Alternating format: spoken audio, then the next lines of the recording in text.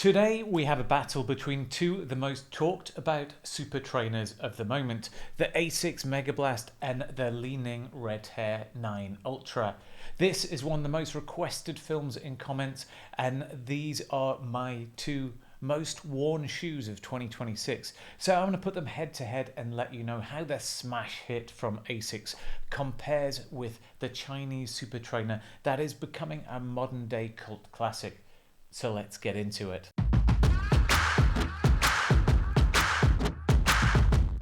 Hey, I'm Jim and you're watching Race Day, where I share my honest take on the gear that I'm using as a 50-something runner who's still chasing personal bests. Now, before I put these shoes head to head, I want to say that they're both brilliant. If you have either of these in your shoe rotation, you are in for a treat. But they are very different shoes, even though they're both in that super shoe space, with two very different personalities. So let's start with the ASICS Megablast. It is lighter than it looks. The upper is thin, woven, RaceDay sparse. Those serrated laces are from ASICS' racing line. It has a purposeful feel. The shoe just wants to go. And the Red Hare 9 Ultra, it's also lighter than it looks.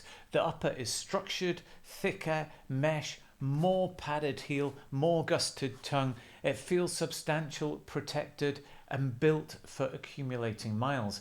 Two very different personalities, but both impressive in hand.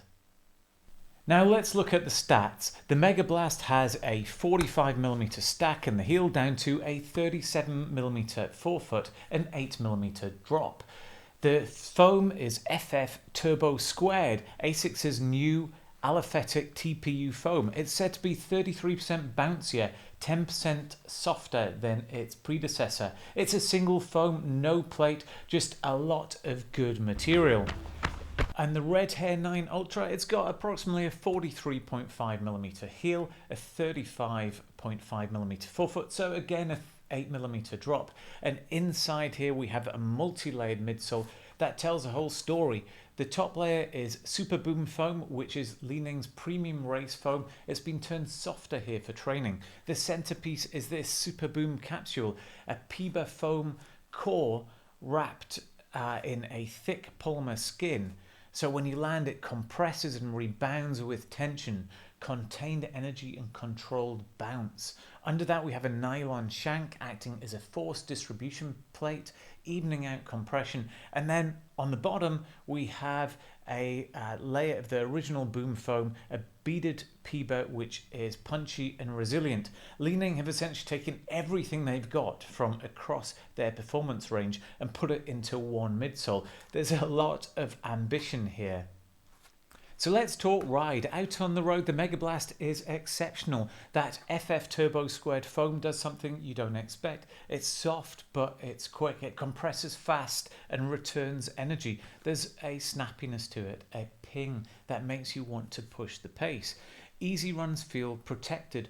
Long runs feel effortless. Threshold work feels achievable. I've put it through everything and it's handled all of it. And at 200 plus miles, the foam still feels like day one. The Megablast is generally one of the most versatile super shoes I've ever used. And what about the Red Hare 9 Ultra? This is where things get interesting. The capsule changes things. When you land, especially on the heel, you feel the air shift inside, pushing forward. The forefoot becomes more responsive just when you need it to. It's not snappy like the Megablast, it's more rhythmical, more bouncy, a pogo stick-like quality in the midfoot that just keeps you ticking over. On long runs, especially at marathon effort, the foam becomes almost playful. Miles pass more easily than they should. On recovery days, it's plush and protective. You sit on top of the foam, not fighting it. And here's the thing, in many ways, it's more versatile than the Megablast. At slower paces, the Red Hare gives more back. The Megablast can feel slightly firm if you're not generating enough pace to compress it properly. The Red Hare works across a wider range of speeds, and I think probably for a wider range of runners. Now let's talk about the upper. On the Megablast, the upper is a fine woven mesh, RaceDay thin, breathable with serrated laces, which I really thought were excellent. The heel counter is well padded. One flag I had was that the tongue is really minimal, and if you over tighten your laces it can be a touch harsh. But overall it's a performance upper which really puts function above comfort. If we compare the Megablast to the Red Hare Ultra, the upper on this is far more substantial. It's got a gusseted tongue, a lot more padding around the heel. For me, it fits true to size, and I just think the build quality on this is absolutely excellent. It feels like a premium product. And the outsoles on the Megablast, we have the ASICS grip rubber, minimal coverage to save weight and exposed foam in the middle. This is really for the road only. I wouldn't take it on a trail, but the grip is excellent in wet and dry. And at more than 200 miles, the rubber is holding up well. Meanwhile, the Red Hare 9 Ultra uses a GCU compound, Li-Ning's premium outsole, full coverage with aggressive lugs. One vulnerability is the capsule that sits exposed in the cavity in the shoe. It's not caused any issues for me, but it is worth knowing about. The grip on wet roads and paths has been excellent, and the durability after 100 miles has been excellent. Barely any visible wear. So here's what months of running in both these shoes has taught me. The Megablast is a do-it-all trainer with a performance bias. Easy runs, yes. Long runs, yes. Tempo and threshold, yes. You could even use it on race day. Its ceiling is high, and the faster you go, the more it gives back. The Red Hare 9 Ultra is the more rounded daily trainer. It's outstanding for long runs, recovery days, and marathon pace is where it shines. It can be used for threshold work, but I wouldn't really say that that is where it sings. The closest comparison to the Western market is probably the Nike Vomero Premium, the same big cushioned energy, but the Red Hare is lighter, more stable, more capable at picking up the pace. Now let's talk price.